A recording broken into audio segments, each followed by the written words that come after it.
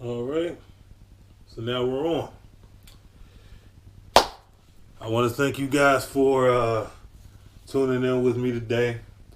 Seems like today I got some things that I'm going to say that some people are not going to like. Now, let me first take these out because I was, listening to some music, on the Bluetooth, you know, getting a nice little jog, nice little run on. But now that shit is out because I don't think I'm listening right now. I think that I'm spitting when I'm spitting, saying what I got to say, and you guys are going to listen if you choose to. Excuse me. But it's your boy Cough Biz.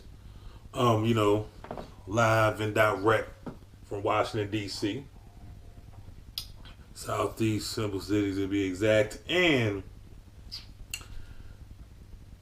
I'm taking a little break because right now,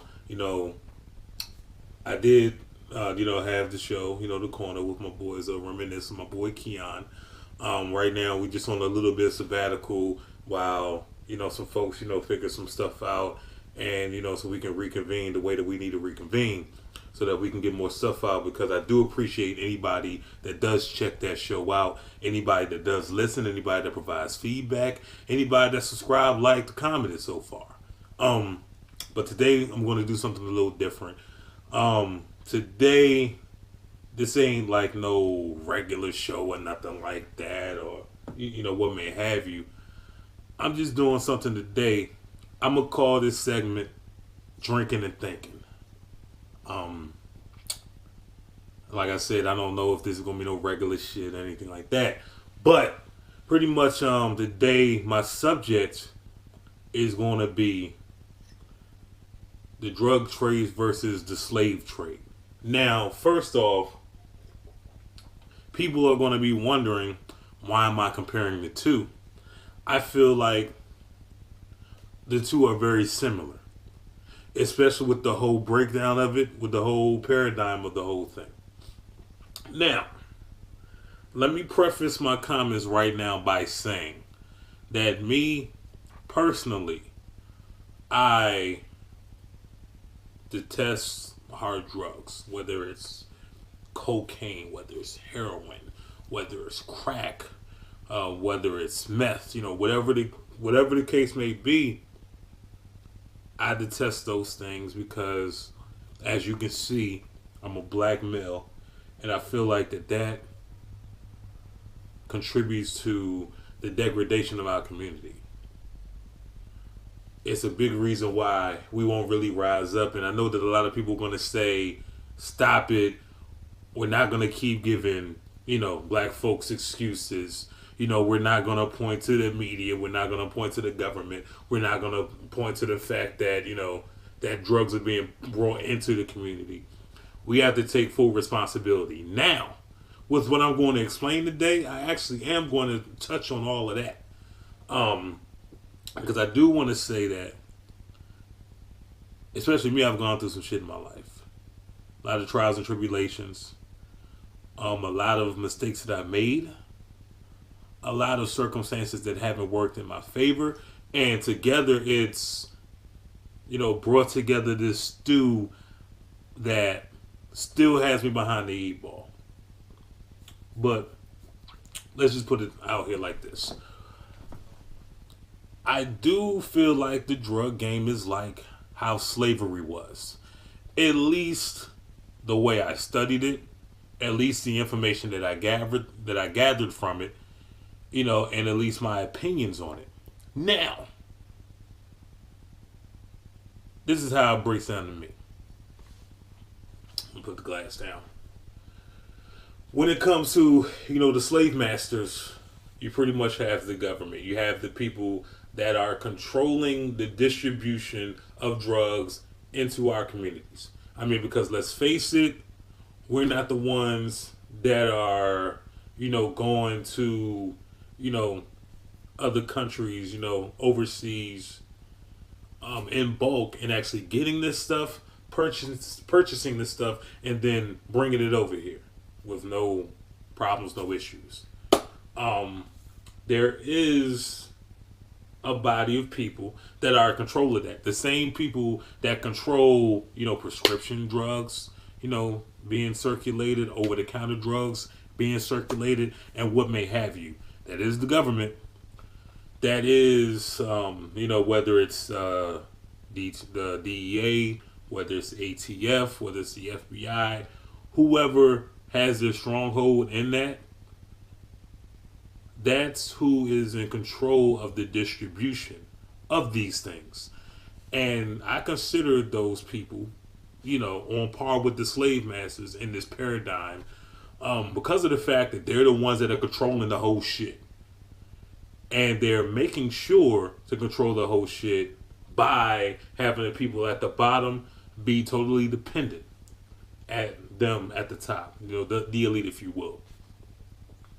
Now, as far as, the overseer class, you got your overseers, you got your people who aren't really in control of anything, but they do play their part as far as the physical abuse, the mental abuse, and actually controlling the distribution of the drugs, from a hand-to-hand basis. And that would be your drug dealers. And whether, they're the so-called kingpins or whether, they're the nickel and dime hand-to-handers, those guys would be that class. I mean, because of course, as, we might remember, from slavery times, the overseers were the ones that, slaves got out of line, they actually got, the so-called privilege, to whip the slaves. Of course they were, policing the slaves, regulating what was going on from a first-hand basis, from like, the first link in the chain of command directly over the slaves. That was them, how I understand it. And then, of course, as far as the slaves, you got one group of people left, and that is the drug users. And that is the drug users that use these drugs in drones.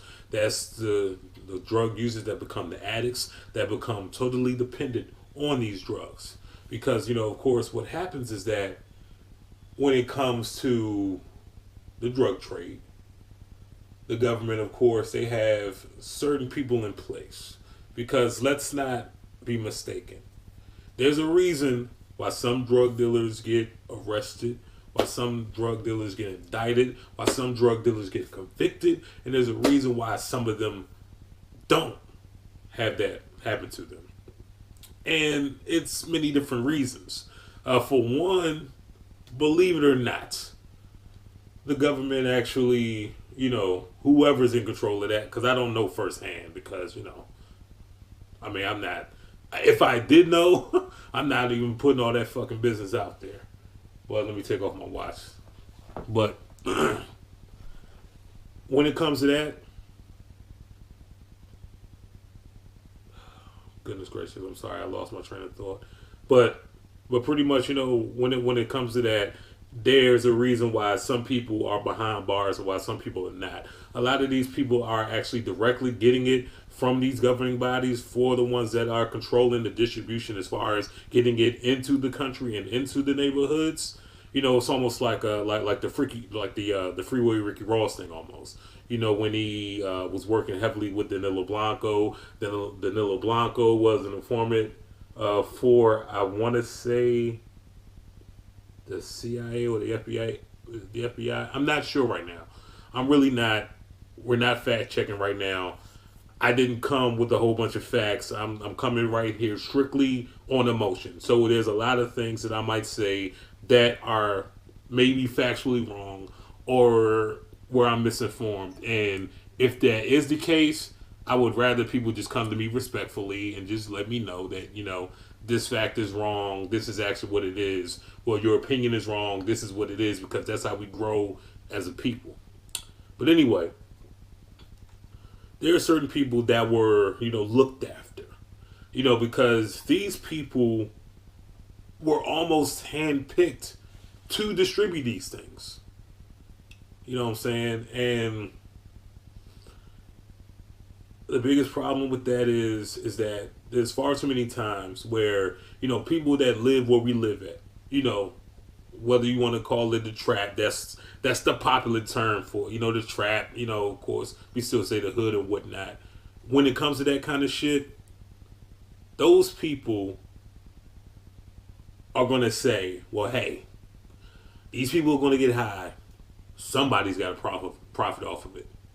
Or even saying, "Well, hey, I grew up poor. My mother never had no bread.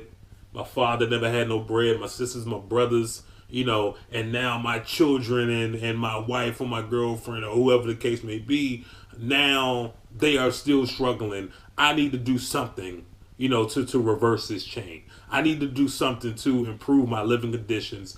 And this is how I'm going to do it. Because this might be a lot easier than, maybe going to college or actually getting into the real world, because that's a whole other thing in itself. When it comes to loans, when it comes to the distribution of credit cards and things like that to teenagers, it's pretty much a lot of people are already behind the eight ball even before they hit the age of 18. And then, of course, if you go to college and then you graduate, that's a whole nother thing. So some people are going to feel like, well, hey, I need to change the living conditions that I have. I need to reverse the chain, and this is how I'm going to do it. No matter how many people that I might be detrimental to as far, as physical health and as far as mental health goes, this is what I need to do.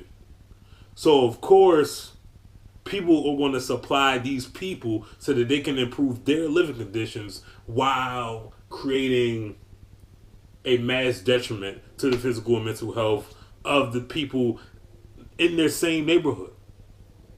So, to me, that's the scariest thing ever. Anytime that in our neighborhoods, another black person can look at me and they can look at me as a potential drug user, or they can look at me as somebody that, that they can rob, that they can steal from. Somebody where, if they need to change their living conditions and they need to improve what they're going on, they might have to take from me and many others like me in this same circle, in this same trap, and make us worse off to make them better off. And that's what's scary. And the harsh reality of it all is that there's not too many options that are heavily promoted. So this is what I want to say when it comes to that. When it comes to the drug dealers, I do want to say this. Even though I did... Hold on. Okay, I don't know who the fuck that is. Okay. But when it comes to that shit, it's like, I'm not sitting here and I'm not calling, drug dealers or drug users the scum of the earth, evil, devilish, wicked people. I'm not doing any of that. There's many reasons why you got to where you got to. And if you can look in the mirror and you can do what you do and you don't really feel much remorse and you are completely right with what you're doing and you deal with the consequences as they come, whether it be death, whether it be jail, whether it be harm to your family, whatever the case may be, that's the choice that you decide to make.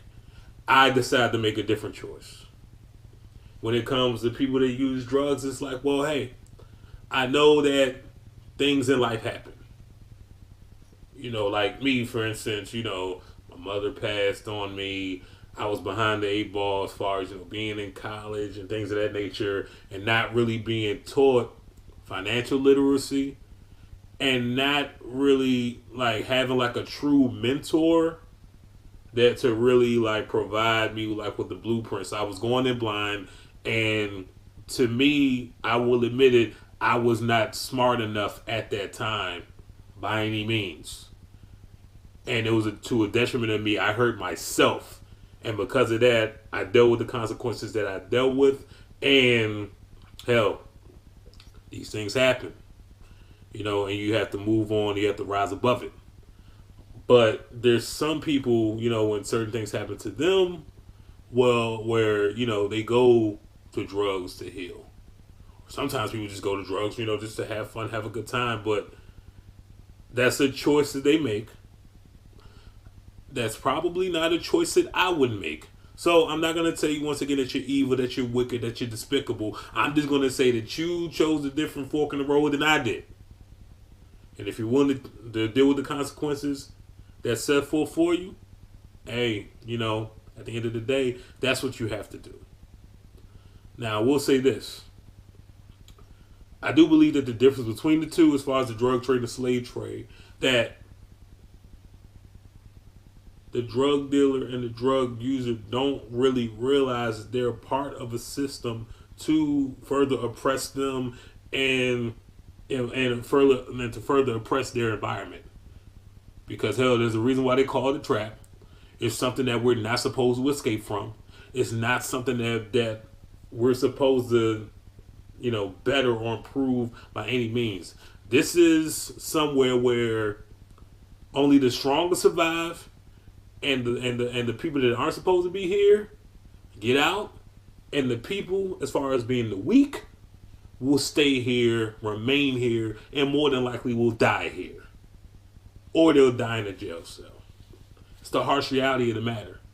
So I do believe that whether it's the drug user, whether it's the drug dealer, they don't really understand the role that they're playing. They don't really understand, the way that the system works. But I will say this, that the governmental bodies and the governmental leaders and the government agencies that actually do set these things in place, I do believe that they are evil. I do believe that they are wicked, and I do believe that they are despicable, because what you're doing is that you're pretty much setting up a way for many people to fail. I was listening to a show, and the show made reference to they made reference to I forget who it was. I'm not even sure if they actually fully disclosed who it was or who it was supposed to be. But there was somebody that was saying that Bernie Sanders, at this time or another, as far as like this election goes, would be the best thing for the economy. And of course they say, why is that? Because of the fact that Bernie is going to make sure that more money goes to the poor and the middle class than maybe a Donald Trump would, than maybe a Hillary Clinton would, or a Ted Cruz, or a Kasich, or whoever. The thing about it is that they're sitting there and they're saying, well, hey, when liquid moves in the economy, that's what's best for it. That's what helps the businesses grow, because people are spending money, and they figure that poor and middle class people are going to spend 90 to 100% of what they earn versus somebody that's in the upper class, and they might spend 10 to 15% of what they earn and save a lot, which means that a lot of liquid isn't moving. But I didn't hear anything about this person, and you guys can correct me if I'm wrong, of course, about this person actually teaching financial literacy. Yes, it's cool for us to get more money. It's cool for us to earn more money, maybe spend less taxes and things of that nature, so that maybe the person that's living paycheck to paycheck won't have to live paycheck to paycheck anymore. However, it is a vicious cycle, because for these people, you are not, and I repeat, you are not actually teaching them financial literacy. You're only wanting these people to get money so that they can spend money, so that they can, improve these businesses. But you don't give a fuck about how they're living, what they're doing with it. Because I'm going to point this out. And shout out to anybody that, needs any aid with, welfare or food stamps or Medicaid, whatever the case may be. I put it to you like this. I was working one job where I was making $350 a week after taxes. Of course, with that, I'm spending money on food, and I try not to get the cheapest food. I try to eat as healthy as I can, and what I mean by that is, when I eat meat, just trying not to eat anything with antibiotics, hormones, and things of that nature, and try to eat, vegetables with as little pesticides and whatever the case may be. Not saying that I don't eat fast food or nothing like that. I'm not saying I'm no health freak, but I do watch what I eat, especially when I go into a grocery store and buy food. So I'm spending my own money on food, and then I'm spending my own money on healthcare. And at that time, with that 350 a month, that 350 a week that I was making, I was spending $129 on healthcare, and I was spending around $100 in food a month. Because I'm like a bargain person. I like to manage my money because I don't always make a whole lot of money, so I have to stretch bills somewhere. Now I noticed that when I had unemployment, when I got fired from that very same job, I was making $180 a week after taxes, because technically I was making like $200 and then like $20 for taxes, and pretty much I got 180 in my hand as far as the card I had, and then I had $200 in food stamps, and then I had Medicaid. And me being a single person with no kids, no spouse, nothing like that, I didn't need $200 a month. I probably needed 100, because that's what I normally spend on food. You know what I mean? So at that time, I noticed that I was damn near breaking even. Damn near breaking even in one situation not working versus one situation where you are working. And I'm noticing that it's not like the office where I was getting welfare from. They're not sitting there. They're not bombarding me, with emails or with shit in the mail saying, "Hey, this is how you can manage this money that you get on welfare. This is how you can manage this money that you. I'm sorry, not welfare, but unemployment. This is how you can manage, the money that you get as far as like food stamps and stuff like that. As far as how to eat better. They don't promote this. They pretty much just give you the money and just let you fend for yourself. And the thing about it is that a lot of the times when you get the money, you are going to spend it. And once again, this is not an excuse. If you don't have the financial literacy, or if you're not trying to get it, yes, then I understand you should be better as far as getting your resources, and as far as trying to enlighten yourself, and as far as trying to educate yourself. But the whole system is designed because they figure that you're not going to do that. They figure that you're not going to self-educate. They figure that you're not going to self-enlighten. So because of that, they create this vicious cycle. And what's the cycle? Sometimes the cycle is like a circle. Sometimes the cycle is like a triangle. But pretty much what a cycle is never an infinite line.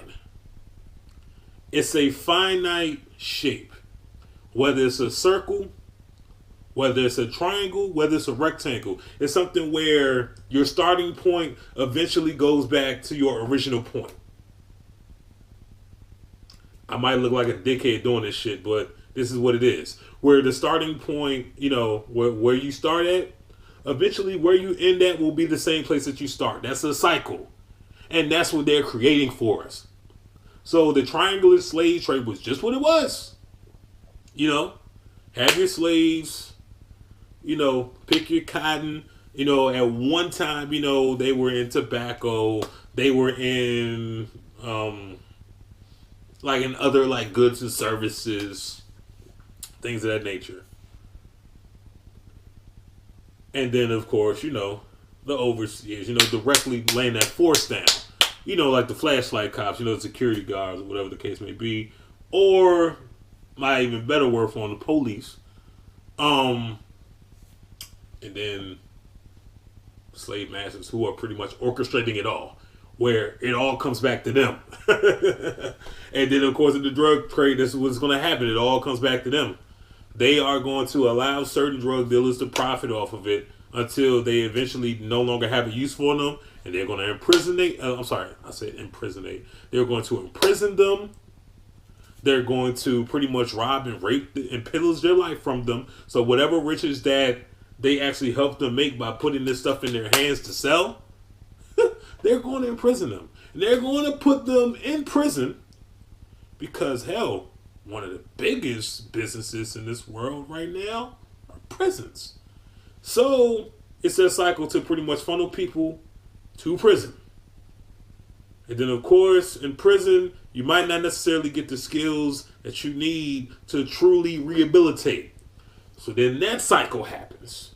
That starting point to your ending point is going to come right back to where you start. And I think that that's what the drug trade is doing. The drug trade is allowing certain people to profit until they no longer have a use for them.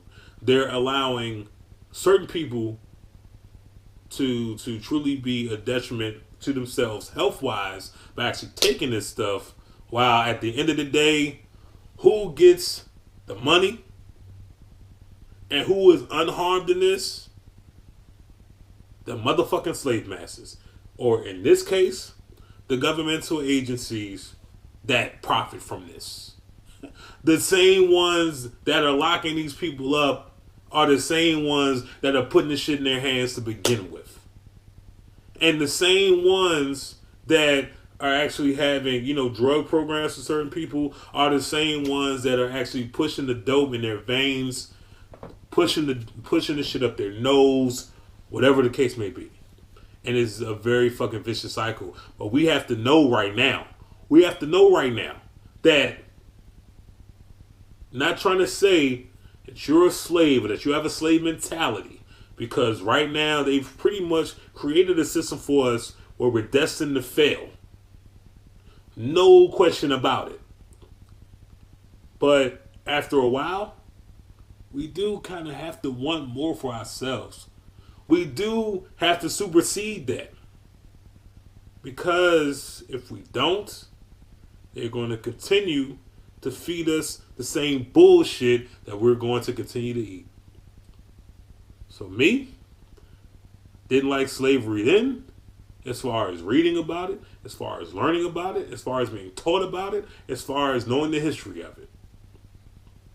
And I definitely, for fuck sure, do not like seeing the slavery that I'm seeing in my face right now. Although, people think, well, we have more Harvard graduates. Well, we have a black president. Well,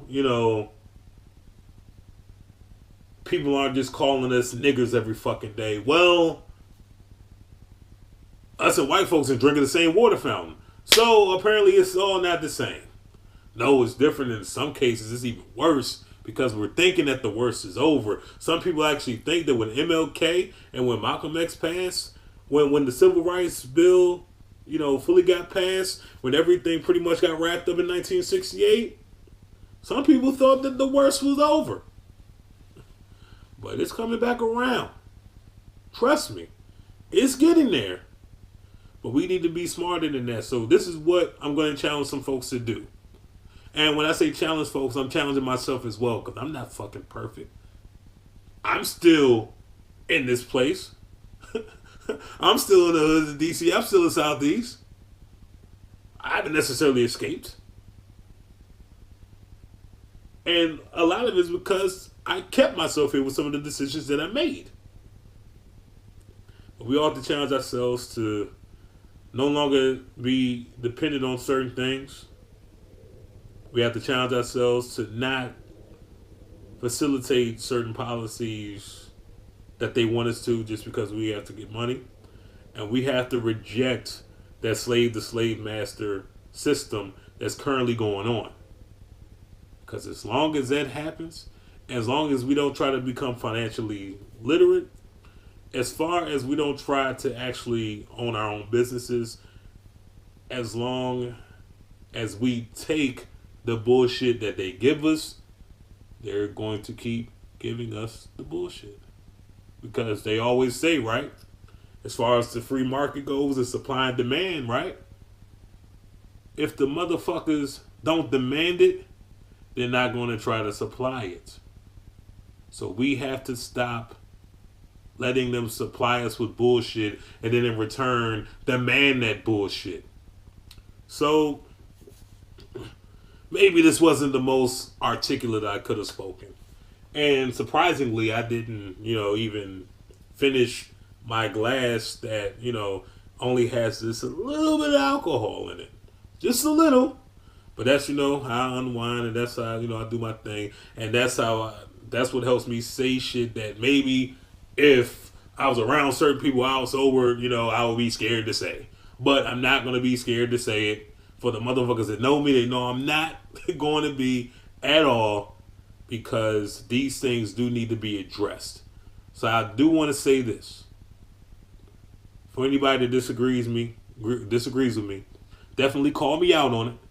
Definitely say what you have to say. Definitely provide your feedback. Because I want to be educated. I want people to tell me some good shit. Now, I don't necessarily want this to be a video if people comment and say, man, wear that fucking cowboy shirt. Fuck the Cowboys. That's not necessarily the comments that I want, but of course, if that's the comments that you leave, that's your prerogative, and you can definitely do that as well, because, God gave us all free will if you do believe in God, the one that birthed Jesus Christ. That's pretty much where that goes. But definitely like, comment, and subscribe. Of course, my page, is Cough Biz. And pretty much, because like all my social media stuff is like various different things. I believe that my Instagram is The Kingdom Cough Biz, DA, and then Kingdom Cough Biz. So that's DAKINGDOMCOFFBIZZ. I believe that my Twitter is Kingdom Cough Biz. So that's KINGDOMCOFBIZZ. But I do believe that if you just go to Google or Bing, whatever you do, you can just search Cough Biz and all my shit will pretty much pop up. But I feel like these are the conversations that we need to have, and we can't necessarily just say, well, hey, the way that you're thinking is stupid. What the fuck you just said is stupid. You dumb as shit. You don't know what you're talking about. Instead of doing that, educate me so that we actually have more tolerance for, people's ideas, so we can actually come together and truly share ideas to and better all of us, instead of just thinking that one way is right and one way is wrong. So, once again, like, comment, subscribe. You were just watching Drinking and Thinking. It's your boy Cough Biz. Shouts out to my boy Reminisce, and shouts out to my boy Keon. Hopefully we can get that, the corner show popping back once again. But I do appreciate everybody. But now I am out. So, with any further ado, one, my G's.